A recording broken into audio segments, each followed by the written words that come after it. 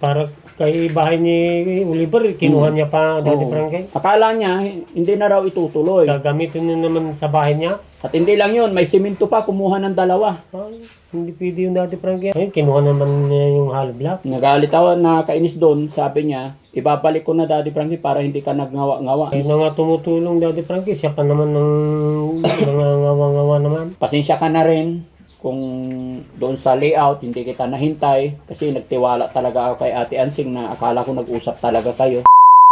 Nandyan si Kuya JJ. Kuya JJ! Saan ka galing? Sa bukid Daddy Frankie. Wala kang trabaho? Walang Daddy Frankie. Bakit? Kanina nagtrabaho ka? Hindi, walang trabaho. Wala kang trabaho. Ba't hindi ka magtrabaho dyan? Marami naman nagtatrabaho dyan Daddy Frankie. Priority naman kayo dyan. Ikaw at saka si Kuya Louie. Upo ka. Upo tayo. Kaproblema kami doon, Kuya JJ. Nagalit ako kay ano? Nagalit ako kay Nanay Ansing. Ay, bakit? Na high blood ako. Kasi, alam mo, nung nakaraang araw pala na nagkakaproblema tayo, hindi pa natapos yung usapan, kinuha niya yung ibang hollow blocks. Ah, bakit ganun Daddy Frankie? Para diyan kay bahay ni Oliver. Akala daw kinuha niya hindi na itutuloy. Ngayon namin na-notify kahapon pa yung sinabi ni Puriman. Nahiya lang ha kung kumprontahin kahapon. Nagsabi siya na u-order siya ng hollow block. Sabi ko bakit? Nagkulang. Sabi ba't nagkulang? Akala ko ba sakto na? Eh, sabi ni Purman, kumuha daw si hiningi daw ni Nanay Ansing. Hinakot niya. Yung tinakpan pala niya ng tulda doon. Para kay bahay ni Oliver, kinuha niya pa Daddy Oo. Frankie. Akala niya, hindi na raw itutuloy. Gagamitin na naman sa bahay niya. At hindi lang yun, may simento pa, kumuha ng dalawa. Ay, hindi pwede yung Daddy Frankie. Para kay Paano niya nakuha? Oliver. Nandito yata o mayroon doon. No? Kasi ito pa yung ibang materialis mga kababayan, tignan nyo. Yan yung simento, dito kay Kuya JJ nakatago. Oo. Dito nga tinambag para Daddy Frankie para mabantayan ko yung mga gamit. Ayun, kinuha naman niya yung hollow block. Nagalit ako, nakakainis doon, sabi niya, ibabalik ko na Daddy Frankie para hindi ka nagngawa-ngawa. Sabi niya, ako pa ngayon ang nangangawa-ngawa. Nakakagalit eh. Nainis ako eh. Kayo na nga tumutulong Daddy Frankie. Siya pa naman ng nangangawa-ngawa naman. Kaya nga eh. Nainis ako. Pwede kang tumulong, Kuya JJ, hanggat hindi natapos, walang problema. Kausapin mo lang si Foreman para hindi ka na pumasok sa malayo, para nababantayan mo, okay lang? Para nababantayan mo yung mga materialis dito. Bukas Daddy Frankie. Oo, Pasok. kakausapin ko si Foreman. Promise mo yan, ha? Oo, Bukas, dire-diretso hanggat hindi natapos, ha? Hindi, 3 araw lang Daddy Frankie. Bakit? Sa Lunes, doon na naman ako sa... Doon ka na naman sa Lunes. O, sige. 3 araw. Ano bang araw? O, sige. Basta 3 araw, duty ka dyan, ha? Para mabantayan mo. Kasi after mga ilang araw, finishing naman na yan. Pag finishing, sila naman na. Oo. No? Importante, ngayon may hukay-hukay. Nandun si Kuya Louie, naghuhukay. Oo, Daddy Frankie. So, okay na kayo, ha? Okay na kayo ni Kuya Ayos na Louie, ha? kami, Daddy Frankie. Very good. Huwag na kayo mag-away. Hindi na Daddy Oh, Frankie. very Nakakahiya na kung mag-away pa kami. Pasensya ka na rin kung doon sa layout, hindi kita nahintay. Kasi nagtiwala talaga ako kay Ate Ansing na akala ko nag-usap talaga kayo. Pero baka bukas, darating na yung papel na pipirmahan ninyo para kahit anong mangyari, walang makakaagaw ng papel. Yun na lang, Ay, ng bahay. yun na lang ang hinihintay namin Daddy Frankie para wala nang gano'n dyan. Aberya na kwan. May awa ang Diyos. Sige, pipilitin pa rin natin mga kababayan. Pilitin natin maging maayos kasi kahit papano, andito si Kuya JJ na nakakaunawa, umiintindi sa atin. Para kay Oliver na lang yung intindihin ko Daddy Frankie. Tama yun, para sa kapatid natin. Sa totoo lang, kung hindi si Kuya Oliver, ang iniisip ko na magiging kawawa, kung may pinanigan ako dyan, mga kababayan, ang magiging apektado dito is si Kuya Oliver. Kaya kahit anong mangyari, inaayos, pinipilit ko dahil para kay Kuya Oliver. Yun lang po mga kababayan. So, intayin mo na lang Kuya JJ yung papel, no? Pag lumabas, pipirma kayo ni Nanay Ansing. Ang tanong, pipirma rin ba si Kuya Louie, yung asawa? Hindi naman. Hindi po, magkakapatid lang. Magkakapatid lang. Oo. Although ako rin walang alam mga kababayan kasi pinapagawa natin sa ating sa legal, nagtanong tayo sa legal kung ano pinakamaganda na pipirmahan, no? Yung bibigay niyong papel dati Frankie, pwedeng ibenta yun. Alin?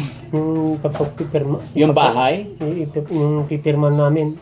Pwedeng ibenta yung papel na kan. At saka yung bahay.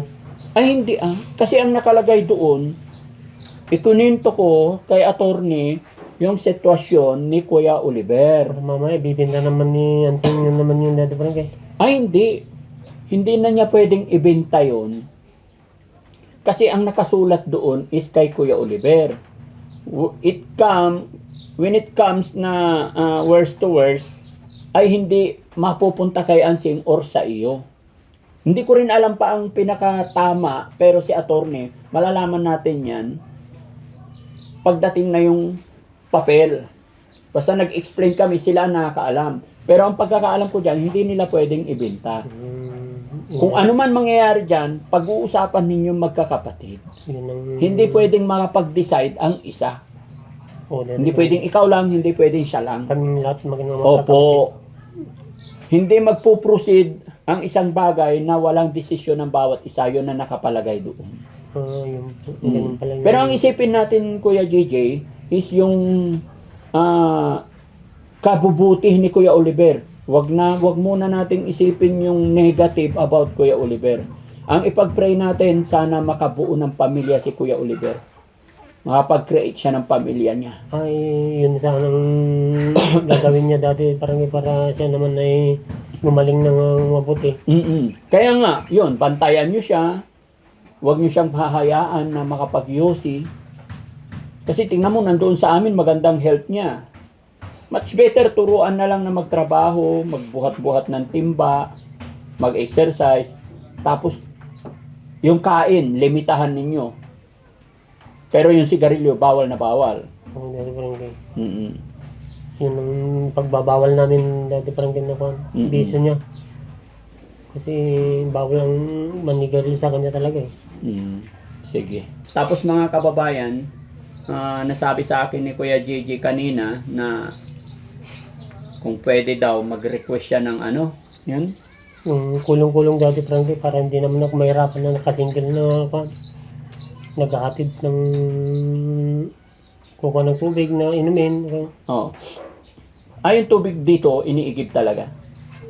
Hindi dahil nagawa kami ng mineral. Kulong-kulong. Yes po mga kababayan, request niya kung pwede daw. Pero para sa akin, mga magkano ba? Baka nandun sa 10,000 dati Frankie. Yung maganda. Pag maganda, 10,000. Oo, dati Frankie.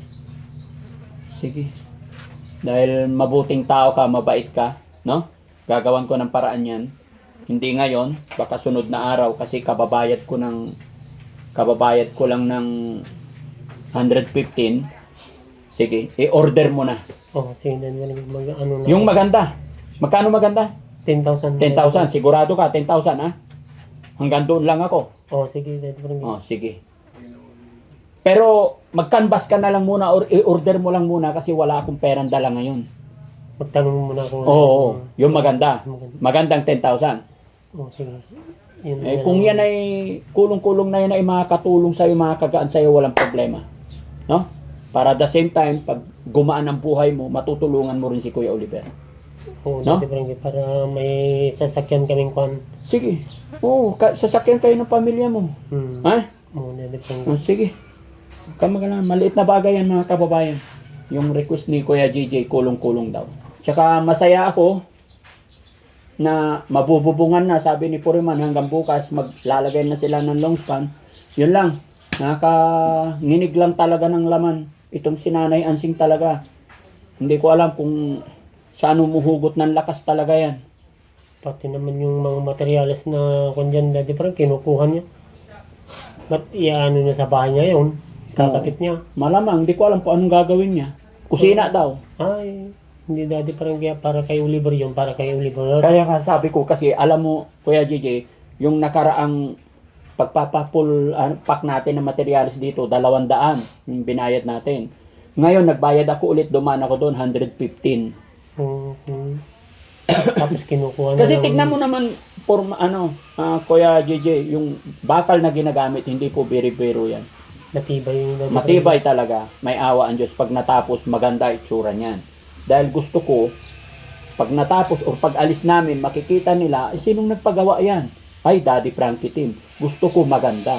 Kahit ilang taon ang lumipas, walang tulo-tulo yan. Walang aberya. Frankie. Pag nagka-problema pa yan, delubyo na. Si God na lang ang nakakaalam niyan. Pero I'm sure, maayos, matibay yung ginagawa ko. Salamat Daddy Frankie na makakabahay na rin si Oliver. No, salamat din sa kabutihan mo sa amin. Salamat. Ganon din sa mga kapatid mo. Mga kababayan, ganon din po sa mga kapatid nila na pipirma rin sila pero hindi na raw, basta hindi na raw sila sasama sa nakausap na rin namin yung isa dito. Sang-ayon sila sa napagkasunduan sa bahay. Pero sa lupa, hindi natin yan pakikialaman kasi sila magkakapatid yan. Dahil ang lupa na ito hindi pa nasukat, kumbaga sa kanilang pamilya yan. Kung sinong pwedeng magpatayo, pwede, di ba? Yun pa lang kung Daddy Frankie, hindi pa naman kanya-kanya dito. Wala pang nagmamay-ari ng lupa. Kaya kahit saan pwedeng itayo pa yung bahay basta may space. Basta magkakapatid. No? Yun. So, ganun lang mga kababayan. Maraming salamat po. At kay Kuya JJ, salamat din talaga sa iyo Kuya JJ. Anong masasabi mo ngayon na nakikita mo na okay na talaga? Ay, salamat po yung binigay niyong tulong kay Oliver na makakabahay na rin siya. Sa wakas, may bahay na rin siya para kay Oliver.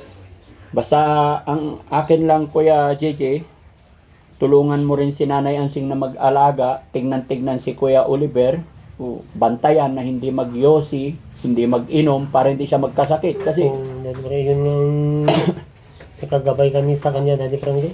dapat, ha? Buti walang Gatorade ngayon. Ay, wala Daddy Frankie. Mainit, Daddy Frankie.